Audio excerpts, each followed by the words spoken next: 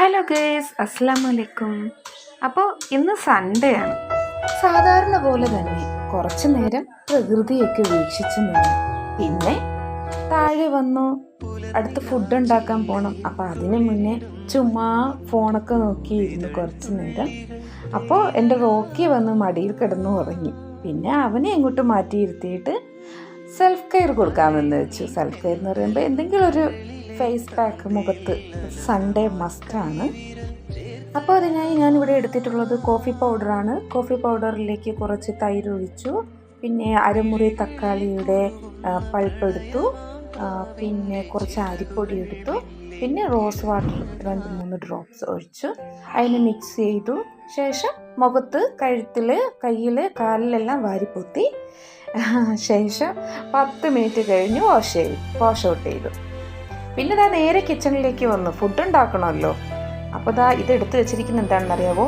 Mutton, അതായത് ആട്ടിൻ്റെ കുടലാണ്.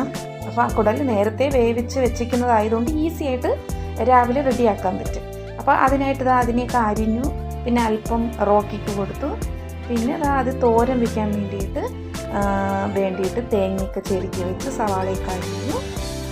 ശേഷം അതിന് വേണ്ടിയിട്ട് അരപ്പ് റെഡിയാക്കുകയാണ്. അപ്പോൾ അതിലേക്ക് തേങ്ങ, മഞ്ഞൾപ്പൊടി, പെരിഞ്ചീരകപ്പൊടി, മുളക് പൊടി, പച്ചമുളക്, കറിവേപ്പില, ഇഞ്ചി വെളുത്തുള്ളി പേസ്റ്റ്, പെരിഞ്ചീരകപ്പൊടി ഇതും കൂടിയൊക്കെ ഇട്ട് ഒന്ന് ക്രഷ് ചെയ്തെടുത്തു. ശേഷം പാൻ അടുപ്പത്ത് വെച്ചു. അതിലേക്ക് എണ്ണ ഒഴിച്ചു. എണ്ണ ചൂടായപ്പോൾ കടുക് താളിച്ചു. കടുക് താളിച്ചതിന് ശേഷം സവാള അരിഞ്ഞതിട്ടു, പച്ചമുളക് ഇട്ടു, ഇഞ്ചി വെളുത്തുള്ളി പേസ്റ്റ് എല്ലാം ഇട്ടു. അതൊന്ന് കൊഴിഞ്ഞ് വന്നപ്പോഴേക്കും അതിലേക്ക് നമ്മുടെ കൊത്തി അരിഞ്ഞ് വെച്ചിരുന്ന കുടൽ അതിനെടുത്ത് അതിലേക്ക് ഇട്ടു. അതിട്ട് കഴിഞ്ഞതിന് ശേഷം അതൊന്ന് പാകമായിട്ട് വരാൻ വേണ്ടി ഒന്ന് അടച്ചൊക്കെ വെച്ചു. അതൊന്ന് റെഡിയായി കിട്ടി എന്ന് തോന്നിക്കഴിഞ്ഞപ്പോൾ അതിലേക്ക് നമ്മുടെ അരപ്പിനെ തട്ടിക്കൊടുത്തു. പിന്നെ അരപ്പിലൊന്ന് ആവിയൊക്കെ വന്നതിന് ശേഷം നമ്മുടെ തോരനും അവിടെ റെഡിയായി കഴിഞ്ഞു.